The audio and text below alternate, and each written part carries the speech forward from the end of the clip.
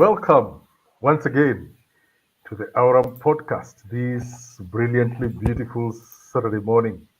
We are so glad that you could join with us today, even as we continue our discussions this month regarding communications. I'm your host. My name is Tony Kuria, and I'm so glad that you could join with us. The Aurum podcast is hosted by Aurum Consultants, a HR and risk advisory company. And here we discuss, the podcast is mainly discussing issues regarding the workplace and basically building winning teams. And therefore, welcome to know more about how you, as an entrepreneur, you as a manager, as a worker in the workplace, how you can be part of building a winning team. With me is a few ladies and gentlemen who I really treasure and appreciate because of their wise counsel. First and foremost, we have the managing director at Aurum Consultants, Madam Zipora Kuria. Welcome, Zippy. Thank you, Anthony. Good morning, viewers. I'm happy to be here this morning. Yes, thank you, Zippy. And then we have the HR specialist, Madam Martha Thuku. Welcome, Martha. Good morning, viewers, and welcome to our podcast this morning from wherever you are watching from. We are delighted to host you today. Thank you. Thank you, Martha. And from last week, we are privileged to have this week a relationship coach, a relationship specialist, somebody I consider my mentor in many ways, and that is Pastor Barnabas Achoki.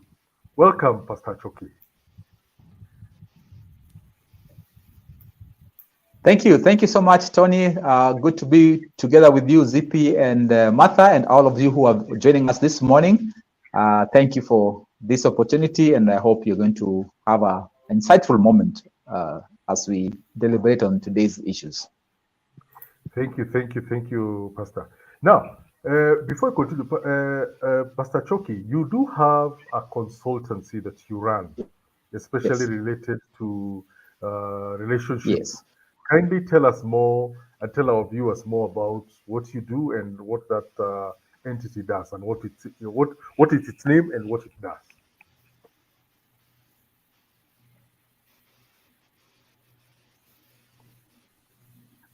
Thank you. Thank you so much, Tony. The agency I run is called Two Ship Solutions, Yani Melimbili, two ships. And the whole thing behind this is that we are the ship that comes alongside your ship in the turbulent waters of relationships. Relationship matters can be very, very tricky. So both at a personal and a professional level, we come alongside to help you just sail through those turbulent waters of relationships. So that's what we are all about. Awesome.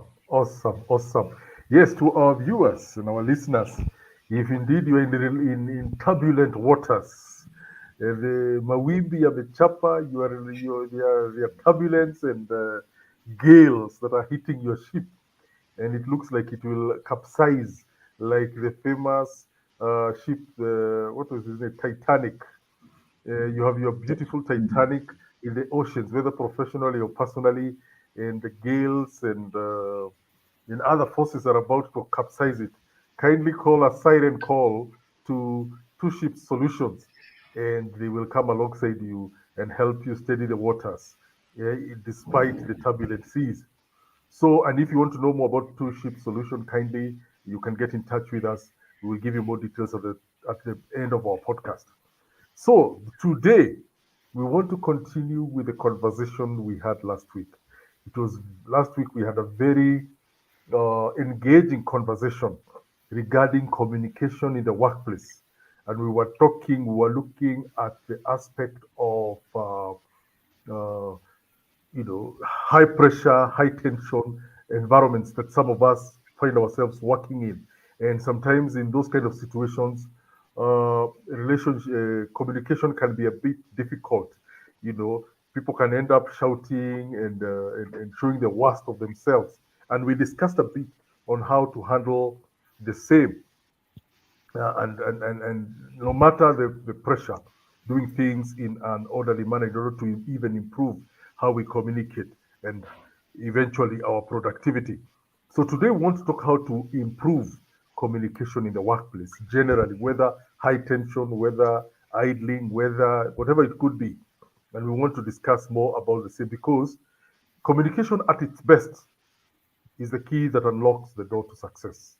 And at its worst, it can send a business spiraling into decline. And as we all know, the ability to communicate effectively is essential in today's workplace. And many businesses, even very established businesses, sometimes struggle to get it right. So let us begin from a very simple place. I will ask, this one I'll direct to Madam Zip to get us rolling.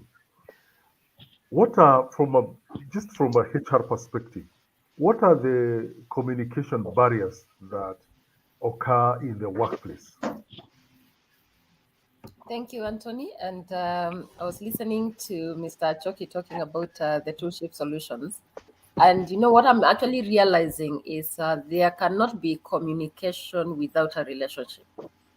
For a communication to happen means it's a relationship. And here we are talking about the work relationship.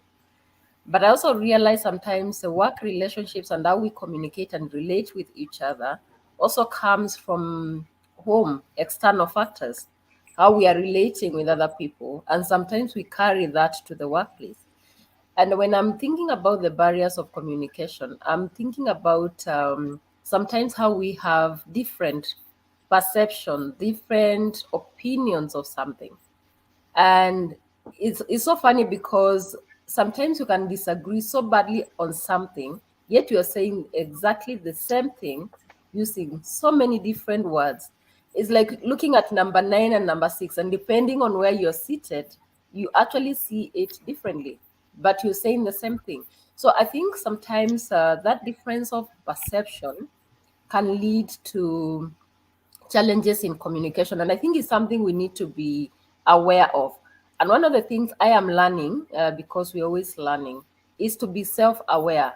Or sometimes the things that, you might be doing or you might be saying, but you are not necessarily accurate. Or maybe it's blind spot that you have. So I think perception is something that can seriously cause a barrier in communication. The other thing, sometimes you can be talking to someone and they don't have interest or they're not listening to that conversation or they are busy.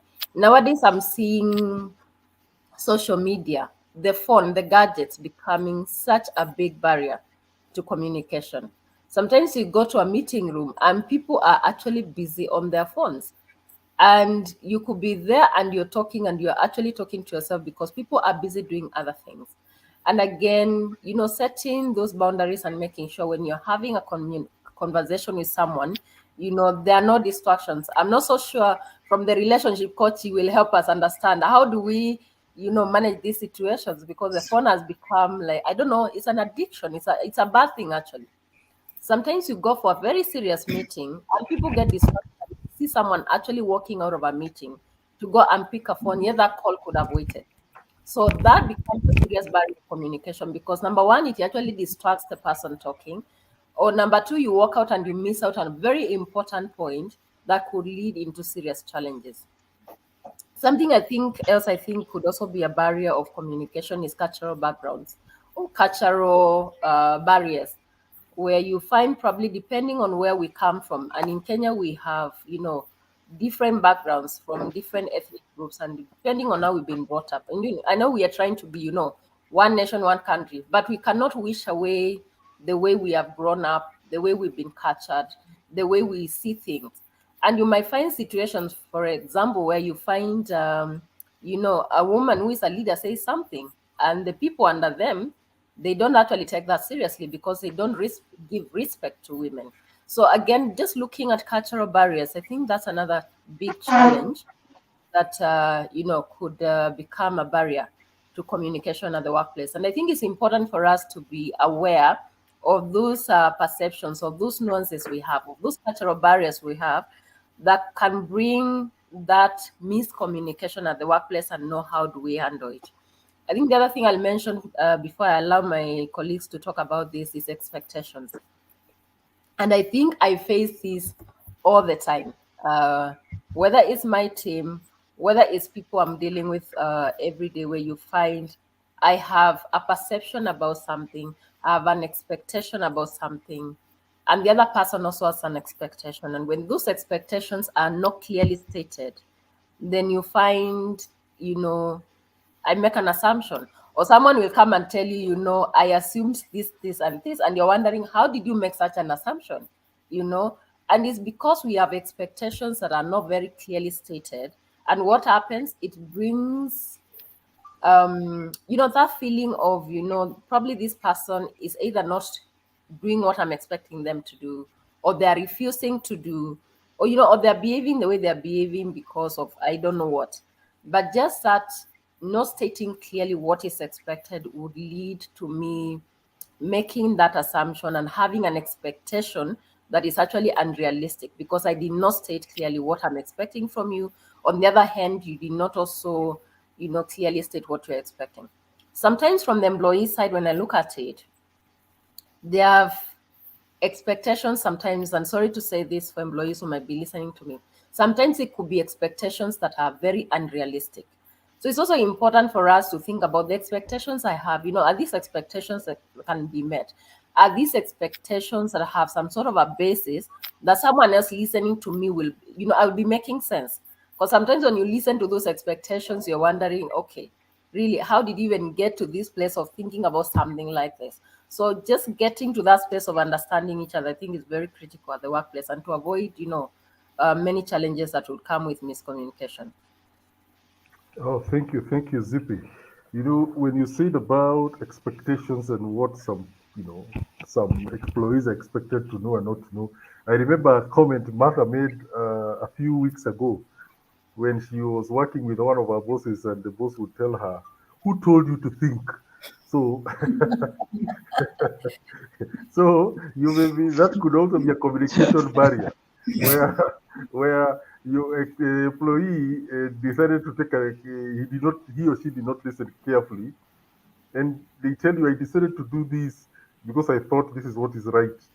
So the boss might respond, "Who told you to think?" That is also another barrier of communication in the workplace.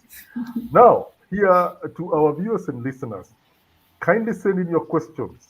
You may be one of those who wonders why employees are thinking when they have not been given permission to think. Or you could be one who wonders why are they not thinking when you've given them permission to think.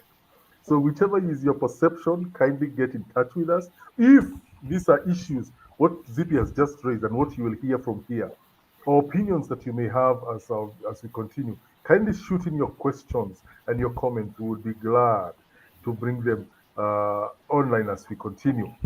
So, Mr. Choki, from your position as a relationship coach, Yes. the communication barriers in the workplace, I'm sure as you coach executives and people in the business, what are some of the things that have popped up in your practice as you guide people, regarding relationships, especially from a professional perspective? What are the barriers that you have encountered that can be easily surmounted? Thank you. Thank you, Tony. And I think Zippy has covered a lot. I like just how she has brought it up. Yes, expectations is a huge thing. And sometimes, Zippy, we are not even aware of our own expectations. Sometimes they are unconscious within us. That's why that self-awareness is very, very important. And how do you know you have an expectation in an area? Is when you find yourself saying you should have, or the other person should have. So that is an indicator that you had a particular expectation in that particular area. I think in the other thing will be time. For effective communication, we need time. Time is of essence. And sometimes we want to have certain communications under pressure. We are rushing. We want to quickly be done with this and do the next thing. And so we don't give it ample time to allow for good communication to take place. So time is of essence. I think the other thing is poor listening skills. Sometimes we are not patient enough and don't listen. Listening is a discipline. So not listening well can be a barrier. But another thing that is can be a serious barrier is context. So often we focus on the content. The other day that he was working at a place, and so he will tell his employees, please go and do this thing now. Or the employee will tell him as a boss, I will do it now. And so he goes. And so after some time, he asks, how come the thing has not been done? So this guy was working in Nigeria. So his Nigerian counterpart will ask him, did the employee say he will do it now, or he'll do it now? So it will be, or is it when it will be possible? So again, context plays a big role. Context plays a big role. So you have to know what context. In South Africa, they tell you must come to me. Now in Kenya, when you say you must come, that's you're compelling somebody to do something. In South Africa, is a kind way of saying please come to my house, or you please come. So again, context here is very, very key. The other thing is fear. So often, especially talking from a superior to an inferior, a boss to a supervisor to an employee. Sometimes, so we have created so much fear that, subordinate, sorry, thank you. We have created so much fear that when the subordinate comes, they don't express themselves fully because we have created this aura of fear. Our presence, just we always terrorize people. So fear can be something that can make us not get the feedback that we needed to get ourselves. So people fear and they tell us what they want us to hear instead of what we really need to hear from them. And so that sometimes can be very frustrating because we think they are with us, but they're really not with us because they fear to tell us the truth. They even fear to give us feedback or to tell us what is possible and what is not possible. And so fear can be a great barrier to communication. Wow. Thank you, Mr. Choki. Those are very interesting points, especially I like the part you've said about good listening skills and context. Now, depending on culture, the way also Zippy had brought it earlier, context of depending on your cultural background, something can be said, and somebody else thinks, okay, that sounds okay. Somebody else thinks that is rude. How can you talk to me like that? And therefore, it becomes a barrier of sorts. It becomes a problem that can come in. Martha, you are widely experienced in the world of HR, and I'm sure you have seen enough issues regarding communication in the workplace. Which are some of the barriers from your perspective do you think tend to pop up every now and then? It would depend whichever the workplace that you could be in. Thanks, Anthony. When I was listening to ZP talk about language differences, I remembered an instance. I was driving, I was with a friend, and I asked her to check for me. So I was to turn somewhere, and I asked her to give me guidance on where I'm turning. And so she is from one of the tribes who have issues with R and L. So she wanted me to turn left. And then she said, turn. When she started with an R, I started turning right. And I was just about to be hit. And then she said, no, I was saying you go left. And I thought, what?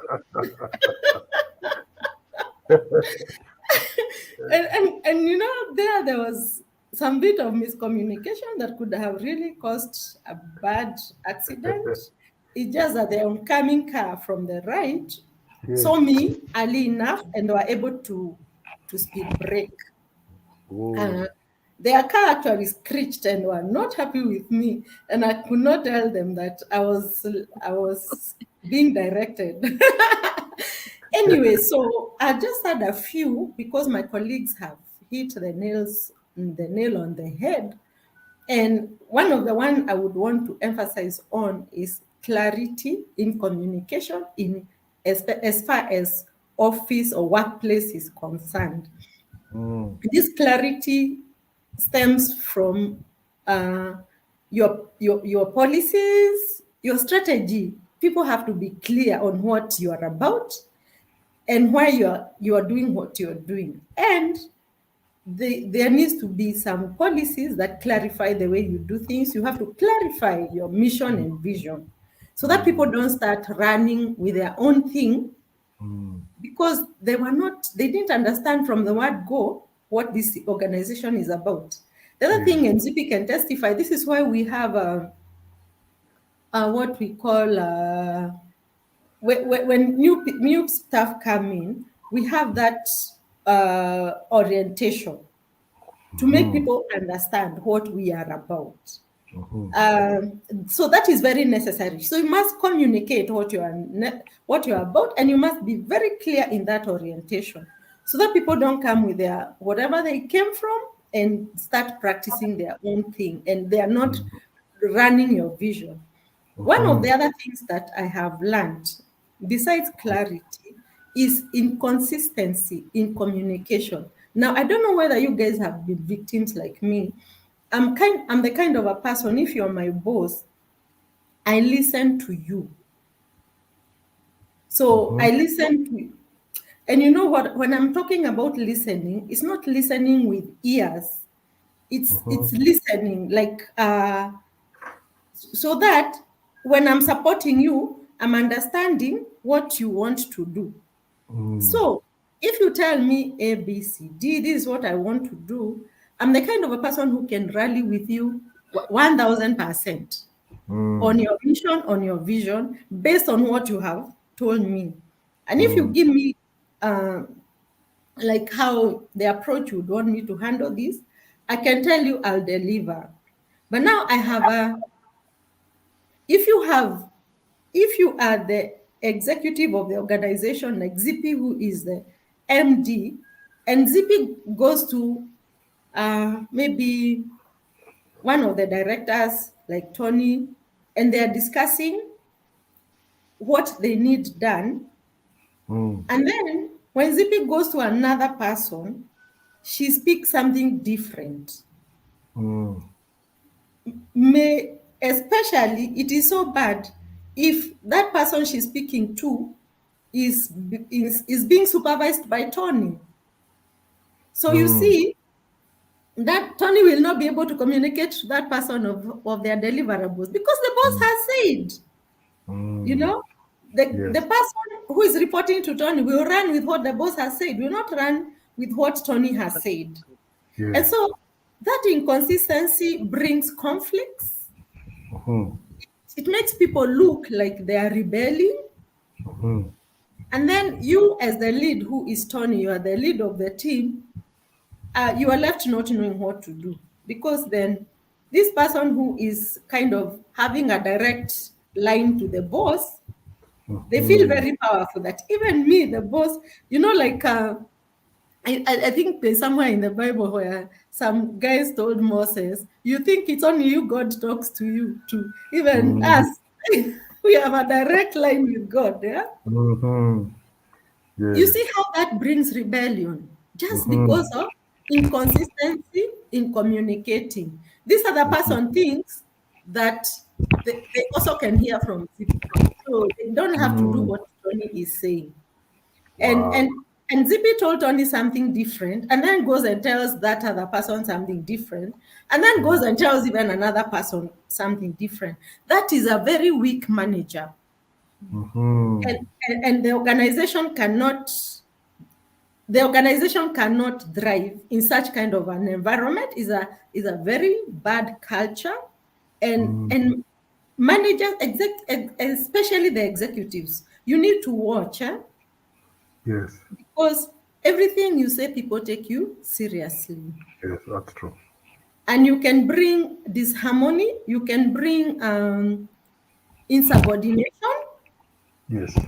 Because now the people who report to Tony will look like they're insubordinating him because they are not doing what they are expected to do. So the other part of communication that really is important is respect to the people you're communicating to.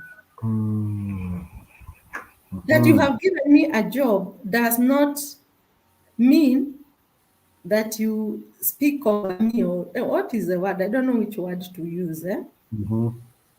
It's always good to approach people like we are human beings, because we are. We are created by God. We have this one life to live, Yes. including you as the boss. When your time comes, that organization will not be buried with you. And so what you can build and what will be eternal is the people you have built by encouraging them and coaching them, instead of bashing them and talking on them in the form of, or with your excuse that that was communication. That was not communication.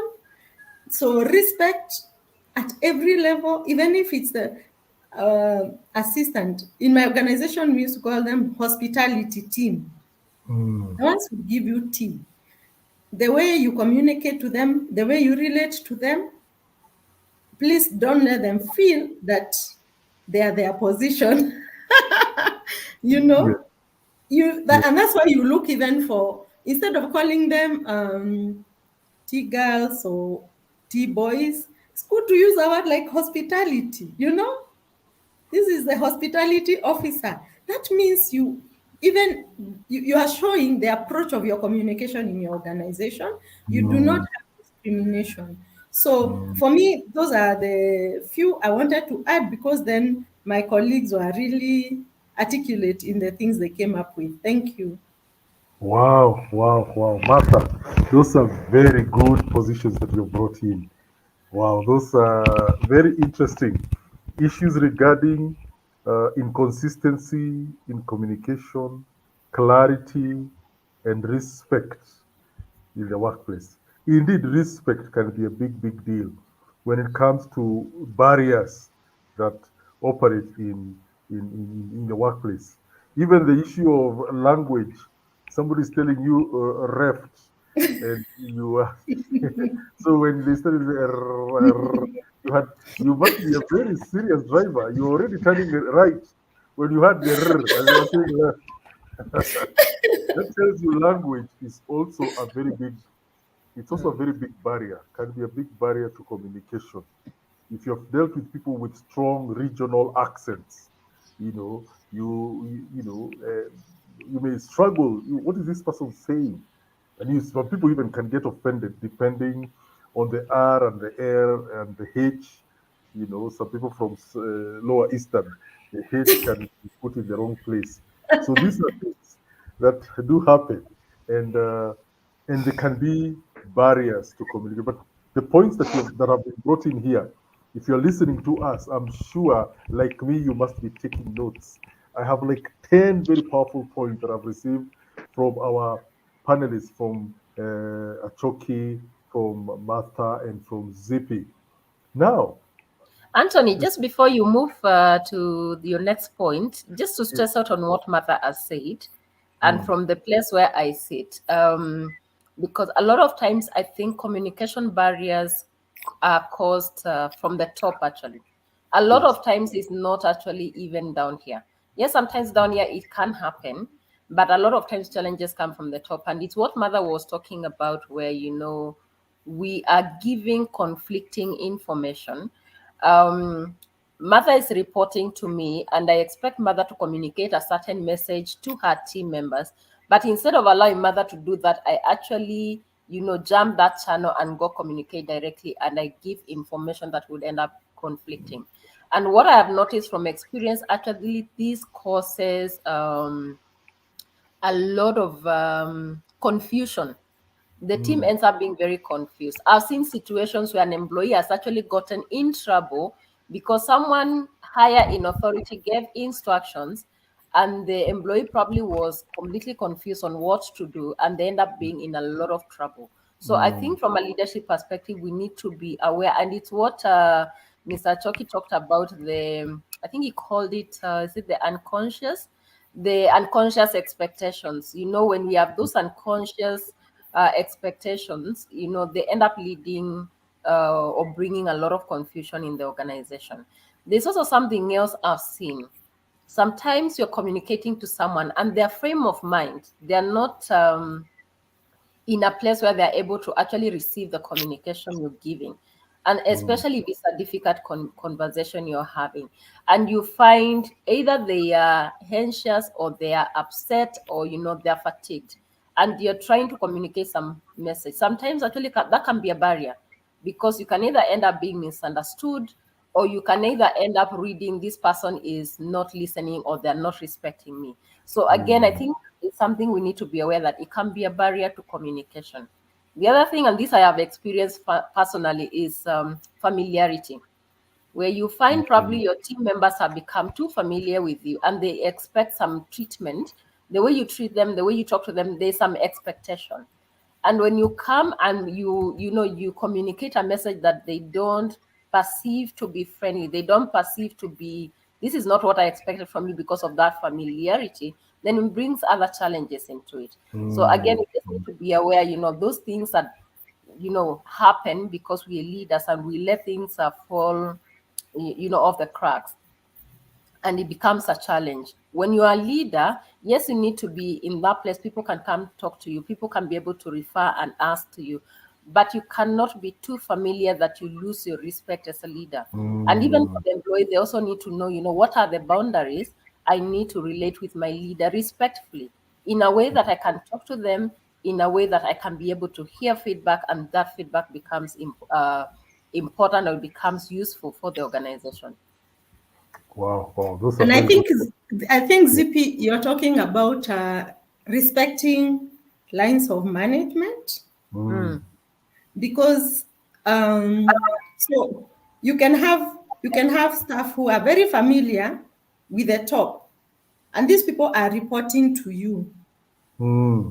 So you find it's very challenging even to have difficult discussions with them, because they run crying to your boss, in quotes, that our manager, she doesn't know how to manage us. You get so as an executive, Tony, you need to, even if I have a relationship with you as a friend, you still need to define that relationship.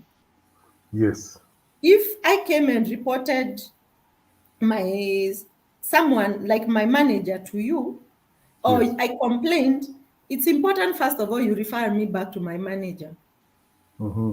Because the issue will be, what exactly had your manager told you to do? Have you done it? So first go do it, and then we discuss this issue. But if you act before getting what the manager had asked this person to do, it will never be done. Yes. And then now that neutralizes the management powers the manager has over the staff. And then you are expecting the manager to deliver. So you have performance goals for the manager, yet you are intersecting their management, because then you have a rapport with the staff they report to. That communication channel, the communications channel, there should be the reporting line channels. The reporting line needs to be very clear. And that's why every organization needs it's called an organogram. Yes. So one of the things that you communicate to staff is the reporting lines, so that I get to know, who do I report to? And then you make sure that is adhered to. Whether you have an open door policy as an executive or not, make sure that you empower the reporting lines the way they are, and you make sure it's being followed. That way you'll have a very sane organization, and people will not go doing their bit everywhere. The other one CP was trying to allude, and I picked and I remembered, is that communicating. You can talk to someone, but they already have a set mindset. So even if you say something, then they are still in the mindset they have. So it is so important to be open-minded when you are communicating, especially if the conversation is difficult. if I come to you, Tony, and maybe you are angry with me, and you're angry with me because of something that you were told, if you're not open-minded to hear my side of the story, your mind will be so fixed. So me and you can't communicate, because every time I say my side, you have what you have been told, or what you look at me and maybe you don't like my hair. And that dictates how you're going to listen to me and the input I'm giving. And maybe I could be contributing to the organization in a better way, irrespective of my hair or my nails, So the body physical should not come into play. And also what you have heard from other people, you should now connect the dots based on what this person is saying. And thirdly, you should have an open mind every time you're having especially difficult communications. Thank you. Thank you, Martha. Thank you, Martha. You and Zippy have added some very important nuggets about communication barriers. In fact, the nuggets that you've brought in have answered part of the second question that I wanted to bring in on how not to communicate in the workplace. Mr. Choki, from your perspective, I'm sure you have come across areas where Yes. where thinking, no, you cannot communicate like that. Kindly give us a few hints. What, from your perspective Yes. as a relationship expert, about how not to communicate in the workplace? Thank you. Thank you, Tony. Sorry, my internet has been bad. So that's why I'm now outside. And I think it's much clearer. I'm using my bundles. How not to communicate. One of the things is please don't attack the person. You see, sometimes some people are very good at attacking. Let's address the issue without necessarily attacking the person. You are always, when you start using you and coming very strongly, then the other person shuts down, and that communication already is cut. The other person already puts up a wall. And you remember, in communication, we're trying to put a bridge where we can connect with one another. So the moment you start attacking the other person and they feel attacked, then they put up a wall. And whatever else you say after that, however important, however good it is, they were not going to be able to receive or listen to that. So it's don't shout. I know sometimes we talked about communicating under pressure last week. So even under pressure, you don't have to yell. You don't have to shout. You can be firm yet still communicate what you need to communicate without necessarily shouting. Don't talk down at the other person. And this can be gender-wise. This can be based on your position in the organization. Try to, I think Martha reminded us, we are humans, and everybody is a human being. They need to be treated with the dignity. They need to be treated with such respect. So as you communicate, we communicate in a respectful way, not in a disrespectful way, where you're talking down at people, you're shouting and yelling at them, not being able to get what you want to get. I think also, you see, we talked about communication being also part of your body language. How do you come across? Is it negative? You need to be very careful of the negative things that you sometimes do in terms of your tone, in terms of your body language. So try to cut down on the negativity. Try, even as you're giving feedback, always begin from the positive before you address whatever issues need to be addressed. So in how not to communicate, that's sometimes, don't communicate when you yourself under pressure. That's not the best time to communicate. Allow yourself to relax, because when you're under pressure, just at the spur of the moment, you may say something that may really make the situation worse or hurt the other person. So sometimes know when to communicate. It's not all the time that is a good time to communicate. But also to communicate with the other person, you have to know that, is it a good time for them? Is this a good time? So look for a time when you can, especially when you're wanting to have those difficult conversations. What is the best time that we can have it, when we're both relaxed and thus can be able to, delve into those depths and have that very difficult communication. Wow. Thank you, Mr. Choki, for those quick nuggets that you have sent us. Send to our viewers and listeners. Those are deep nuggets from a relationship coach. Issues regarding attacking the other person. Don't talk down. Martha also hinted to that. Mind your body language. You could talk to me and then I'm looking away. You do this, then this and this. Or I'm looking at, I'm dealing with a drawer here and I'm saying, you Zippy, you have been very disappointing to me. And you're looking down. Your body language is like, you know, you have to face to face and do things like that. Now, very quickly, Zippy and Martha, our time is really gone. Just give us a few more extra points. Let me start with Zippy. How give a few extra points how not to communicate to employees. We've been told a few things there. From your perspective, Zippy, what can you add on how not to communicate to others? I think on my end, what I would mention is sometimes when you're communicating, it could be probably you're addressing an issue. And it's important not to focus too much on someone's weakness. It's good to point out probably the area of challenge, but let that not be the focus because no one feels nice when their weaknesses are being addressed. But I think the language, the tone of voice you use when you're addressing such a situation will be very, very critical. So I would say, yes, communicate, but don't focus too much on my weaknesses, but probably on how I can improve and how I can be better. I need to be affirmed as well so that I know, I'm not too badly off because sometimes the way that is communicated can put me off completely in a way that I will not come back or I will not be able to pick up the pieces and move on. The other thing and communication is not just about the use of words. We've seen is also the way we behave, sometimes the way we do things, we are communicating. And especially at the workplace. Sometimes I've seen, and this again, and I think bosses, we have a big problem. When we get too involved, and let's assume it's an assignment you've given your team members and you're expecting them to deliver, and you get too involved and you don't allow them space to execute. Now, it doesn't mean you should not get involved, but you should define how do you get involved. Maybe you need to get involved in a way of you need to guide the team, you need to clearly, state the expectations and demand for the results, and now, ask for whatever reports you need. But when you get too involved, it almost becomes like you micromanage the team.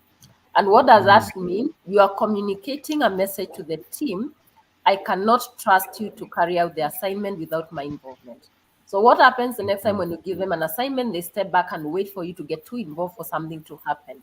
So we also need to be aware of our own behaviors that would create a situation, of communicating the wrong message. And that is not a way to communicate. Again, don't be too hands-off. Don't be too laid off that you don't get to know what's going on. So you need to figure out where the balance is when you're dealing with employees so that, again, the message you're sending out in terms of the way you behave, what you say, and how you say it is very clear for your team members. Wow, that's very clear and concise. Martha, in a nutshell, how not to communicate. I know you had hinted a few things here and there. You had talked about respect, lack of respect. Is there any other nuggets that you could probably give us as we conclude? So I will just add something on what Zippy has said, and I will give this idea of let me say communication at workplace, especially where there is room for open door policy. So as have you ever gone to your office and you find someone is so mad with you and you don't know what you did? Yeah. So the body language is telling you today is winter. So there's this my workmate who came to talk to me about some communication they had with their boss. So someone had told something to their boss, and the boss was so mad, and the boss called them to the office, and the boss was so mad they had taken it personally. So the boss started lamenting how people are saying, the boss had taken it so personally, Paka. They were choking because of anger. And then this person is not sure what this beef is about. Mm. And so when they came to my office, they came to tell me, this is what I have done. My boss is very mad. They're so mad with me, they are talking to me and they are choking. So me, this is what I have done. I have told them because A, I don't understand where you're coming from, and B, I don't want you to choke. Please, let's have this discussion at a later date. Mm. So I know my boss will come to me, to you, to tell you that I have left a meeting. I want to tell you it was not a meeting. Because even me, I was interested in to hear what these stories that they have heard about me, but they are so mad with me, and I don't know why they are mad. So, Mm. was there communication between that staff and the boss? The boss was Absolutely. talking because of anger of some information they had heard about their staff, and where is the room for that staff to grow now? Because Mm. if you'll be going to get information from other people, and then you come and communicate to the staff with anger. So Mm. it's a thin line to have open door policy Mm. in a workplace.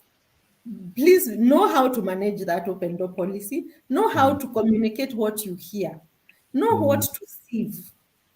And at Mhm. times it takes your management skills to first of all keep quiet over that issue and Mm. watch for yourself, because this person is reporting to you. Mm. Instead of coming and Pastor Choki called it talk down at that person, Mm. make them feel small. That is Mhm. lack of respect. This Mm. person is supposed to deliver for you. So that's all. That's the nugget I needed to add on what Zippy had said. Thank you very much. Wow, wow. Today, if you're like me, you must have taken notes. You must have taken notes.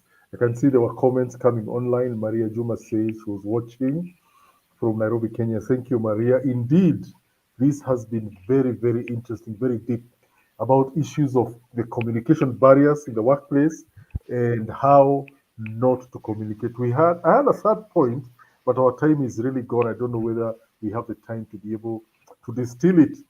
But anyway, if you're like me and you've been listening and you're thinking, wow, these things that I've had here are very deep, I would like to know more about them. Or probably you are running a business and you're thinking, some of the points that have been brought up here by Mr. Choki, by Zippy, by Martha are things that we are suffering in the office. We are fighting simply because we are miscommunicating, we are not communicating poorly, there are issues regarding respect, lines of communication, and you'd like to know more about how to handle this, you can get in touch with us. Our contacts are at the bottom of the screen. You can reach out to us through our website, www.aurumconsultants.co.ke, also through Facebook, YouTube, and LinkedIn. And you can even follow us if you. This podcast is live on Facebook, so if you have questions, you have comments after the live session, and you post them, we would be glad to assist you with them. We'll be able to answer them. We'll be able to even bring them, highlight them next week, and discuss the same. So, having said that, I would really want to appreciate you, Martha, and Barnabas Achoki. Thank you for the for taking your time to join with us today. Indeed, we've been really, really blessed. We have had some very deep nuggets. You know, one of the things as I come to a close that I want just to bring in just a comment. Martha mentioned it earlier. You know, sometimes the Holy Book, the Bible, has some very powerful business nuggets.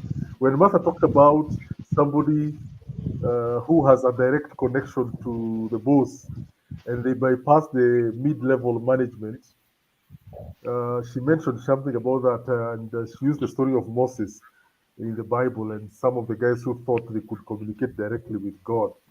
Look at the way God handled it. The CEO of the whole enterprise, he, he called Moses and the fellows who were claiming that they have a special relationship beyond Moses. And he told them with, very clearly who his mid-level manager Moses was. He told them With Moses, I talk directly. With you, others, I do other things, dreams and visions. But this guy, I talk with him directly. Yeah? And now, and God gave his judgment on these fellows who were opposing his, his appointed authority. So Martha, when you brought up that out, and you brought the issue of seniority, with somebody thinking they have a position with a CEO. I thought to bring that out. The fact that the Holy Book teaches us a nugget about management. It's Miles Munro who says the Bible is basically a book on management. It's just that we always think about it in different ways, and therefore well, I want to appreciate you, Martha. I want to appreciate you, Choki, as I said earlier, Zippy also. And I also said that if you have needs out there, communication gaps that you'd like us to fill in at Aurum Consultants, we are available. We can train you on communication. We do give trainings on communication. If you want to know more about two-ship solution that Pastor Achoki is leading, kindly also get in touch with us. We would be glad to connect you with him. Having said that, we've come to the end of our podcast. Indeed, we appreciate it that you could join with us on a Saturday morning, and we look forward next week on I think it will be on the 22nd. Next week, we will be discussing more regarding communication and its effectiveness in the workplace. So having said that, thank you very much for joining us. Take care, enjoy a nice weekend, and God bless you.